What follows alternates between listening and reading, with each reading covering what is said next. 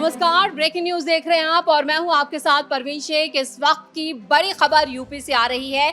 चवन्नी छाप बयान पर यूपी की सियासत में उबाल आ गया है।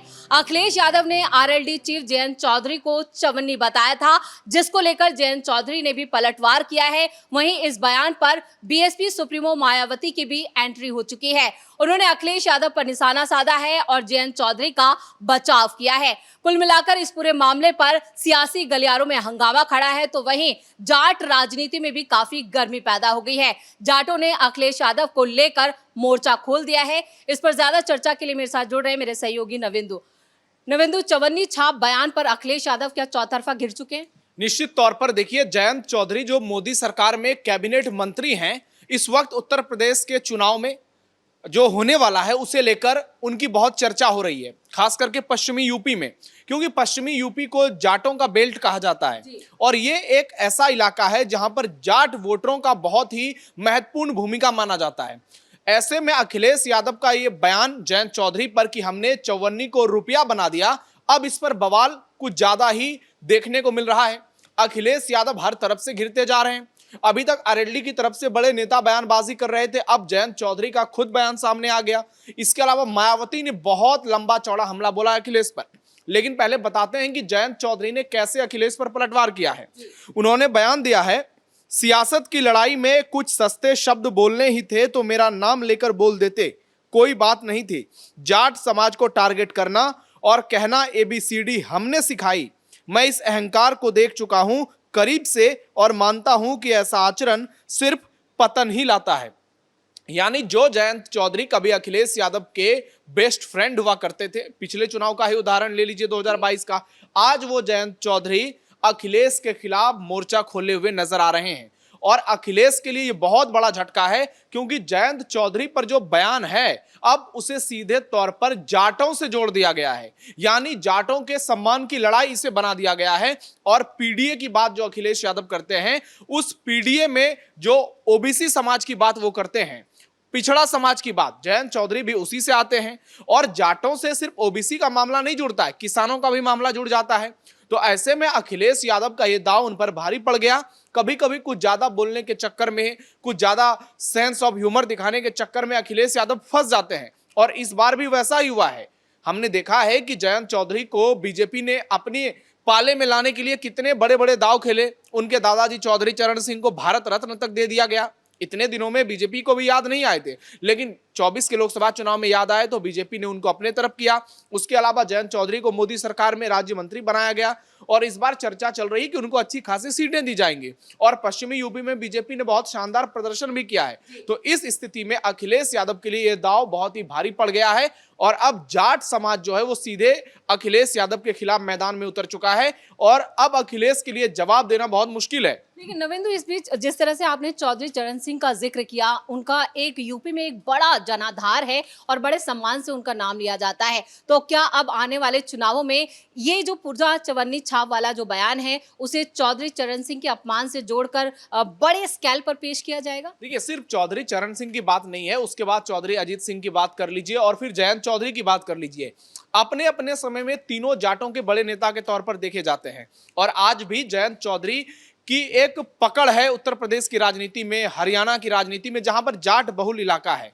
तो ऐसे में अगर वो सीधे ये कह रहे हैं कि ये अखिलेश यादव ने जाटों का अपमान किया है, तो निश्चित तौर पर इसका इंपैक्ट पड़ेगा, क्योंकि जाटों ने पिछले बार भी बीजेपी को वोट किया था और पहले जो किसान आंदोलन को लेकर, विनेश फोगाट वाले मामले को लेकर जो बवाल मचाया जा रहा था, हमने देखा कि उसका नुकसान ही हुआ हरियाणा में कांग्रेस को और उत्तर प्रदेश में कांग्रेस और समाजवादी पार्टी को।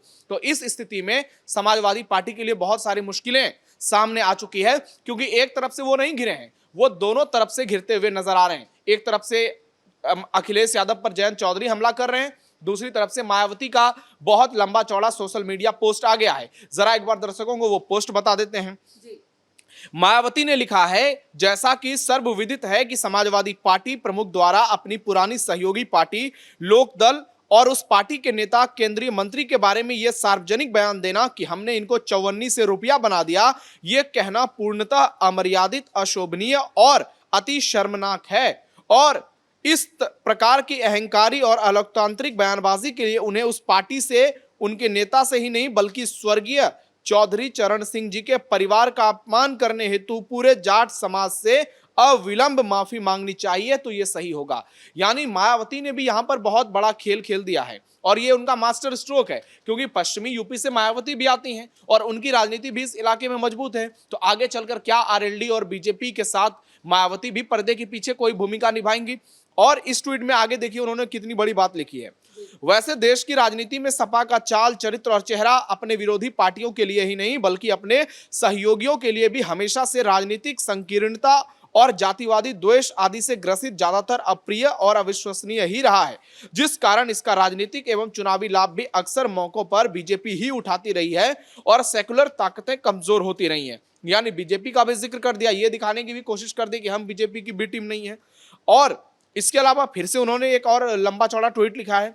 इस पार्टी के इसी प्रकार के अति अहंकारी स्वभाव के चलते पहले 1973 में मुलायम सिंह यादव के साथ सपा और बसपा का बना गठबंधन जल्दी ही टूट गया, जिसके फलस्वरूप 2 जून 1995 को मेरी हत्या करने के षड्यंत्र के तहत मेरे विरुद्ध कुख्यात लखनऊ स्टेट गेस्ट हाउस कांड कराया गया। यानी मायावती ने इसी से इसको भी जोड़ दिया है, गेस्ट हाउस कांड से। यानी एक तरफ जाट, एक तरफ महिला, एक तरफ दलित, एक तरफ महिलाओं का सम्मान, इन सब मुद्दों को उन्होंने पूरी तरह से जोड़ दिया है। और लिखा है फिर आगे चलकर इनके बेटे अखिलेश यादव द्वारा इनके पिता की तरफ पुरानी गलतियों को फिर से ना दोहराने का आश्वासन देते हुए लोकसभा का चुनावी गठबंधन हुआ, जो चुनाव का नतीजा इनके अनुरूप न आने की वजह से कुछ समय बाद ही बीएसपी के प्रति इनके अहंकारी और स्वार्थी रवैये के चलते फिर गठबंधन टूट गया, क्योंकि परम पूज्य बाबा अंबेडकर के आत्मसम्मान और स्वाभिमान के कारवां वाली पार्टी बीएसपी, उसकी नेतृत्व सर्वजन हिताय और सर्वजन सुखाय की सर्व समाज हितैषी अंबेडकरवादी नीतियों और सिद्धांतों के कदापि विमुख नहीं हो सकती। यानी अखिलेश यादव पर मायावती ने बहुत लंबा चौड़ा हमला किया है और एक नहीं, इन्होंने बहुत लंबे ट्वीट्स लिखे। अब लिखा है कि संक्षेप में यह कहना है कि सपा गठबंधन के मामले में केवल अपना काम निकालना जानती है और अपना काम निकालते ही यह पार्टी गिरगिट की तरह अपना रंग बदलती है। सीएम योगी ने कल यही बात कही थी कि सपा गिरगिट की तरह रंग बदलती है, पीडीए में कभी पंडित, कभी पिछड़ा, कभी ये पाकिस्तान बोल देंगे। तो फिर मायावती ने आगे लिखा है कि अपने पीडीए में पी को कभी पिछड़ा तो कभी पी को पंडितों का हितकारी बता देते हैं, जबकि इनके बारे में सच्चाई तो यह है कि पिछड़े वर्गों में अपनी खुद की जाति के अलावा बाकी पिछड़े वर्गों, अल्पसंख्यकों और अपर कास्ट समाज में से खासकर ब्राह्मण समाज के भी ये कतई हितैषी नहीं रहे हैं। यानी मायावती को देखिए एक तीर से कितने निशाने वो साध रही हैं। यहां पर पी से पिछड़ा, पंडित का भी जिक्र कर दिया और आजकल वो ब्राह्मणों को लेकर काफी सॉफ्ट नजर आ रही हैं। सतीश चंद्र मिश्रा को कल ही परसों उन्होंने बड़ी जिम्मेदारी दी है। 2007 वाला सोशल इंजीनियरिंग का फॉर्मूला फिर से उत्तर प्रदेश में लागू करने की कोशिश में बीएसपी लगी है और ऐसे में समाजवादी पार्टी पर लगातार उनका हमला करना इस मैसेज को लोगों के सामने लाता है कि उत्तर प्रदेश में जो मुख्य लड़ाई है वो योगी बनाम अखिलेश है और अखिलेश वहां पर इसलिए भी पिछड़ते जा रहे हैं क्योंकि तमाम बड़े ओबीसी नेता बीजेपी के साथ हैं। चाहे आप अनुप्रिया पटेल की बात कीजिए जो पूर्वांचल के इलाके में आती हैं, उसके बाद ओम प्रकाश राजभर हैं, संजय निषाद हैं, जयंत चौधरी हैं।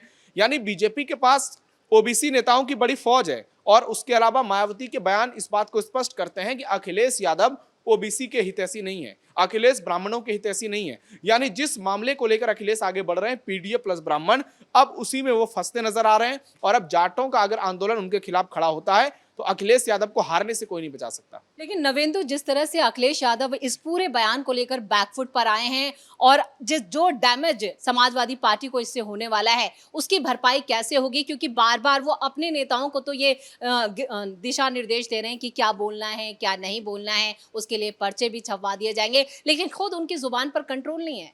देखिए इसका क्या नुकसान होगा, क्या भरपाई होगी? अगर आपने बयान दे दिया उसके बाद आप माफी मांगते हैं, मतलब कि आपने अपने आप को गुनहगार साबित कर दिया, उसके बाद स्थिति और खराब होती है। उसके बाद फिर वोट में वो चीजें कन्वर्ट नहीं हो पाती है और पश्चिमी उत्तर प्रदेश में अखिलेश यादव के खिलाफ वैसे ही योगी आदित्यनाथ बड़ी बड़ी बातें कर रहे हैं। जब वो मेरठ जाते हैं, सहारनपुर जाते हैं, कैराना जाते हैं, बागपत, बिजनौर और जो भी इलाके हैं पश्चिमी उत्तर प्रदेश के, जब भी योगी आदित्यनाथ वहां पर जाते हैं वो सीधे तौर पर कहते हैं कि कैसे यहां समाजवादी पार्टी के सरकार के दौरान हिंदुओं के साथ अत्याचार हुआ। तो हर मुद्दे पर अखिलेश जो है बैकफुट पर नजर आ रहे हैं। ऐसे में इसकी भरपाई करना उनके लिए बहुत मुश्किल है। माफी मांग लेंगे तो हो सकता है जयंत चौधरी कम हमलावर हो जाएं, लेकिन माफी नहीं मांगेंगे तो जयंत चौधरी फिर से बयान देंगे और दूसरे तमाम नेता इनको घेरेंगे, तो इनके लिए आगे की राह बहुत मुश्किल हो जाएगी। चलिए नवेंदु, इस तमाम जानकारी के लिए बहुत बहुत धन्यवाद। तो अखिलेश यादव ने जिस तरह से जयंत चौधरी को लेकर बयान दिया है, वो अब उसमें खुद फंसते हुए नजर आ रहे हैं और समाजवादी पार्टी के तमाम नेता भी इस बयान पर सफाई देने पर मजबूर हैं। लेकिन अब ये देखना होगा कि बैकफुट पर आए अखिलेश यादव अपनी पार्टी को इस डैमेज से बचा पाते हैं या नहीं, या आने वाले दिनों में बीजेपी इसे बड़े स्तर पर इस्तेमाल करती है। लेकिन फिलहाल अखिलेश यादव चौतरफा घिर चुके हैं और उनकी मुश्किलें आने वाले वक्त में और ज्यादा बढ़ेंगी। इस बड़ी खबर में मेरे साथ इतना ही। कैमरामैन अशोक भारद्वाज के साथ मैं परवीन शेख, कैपिटल टीवी।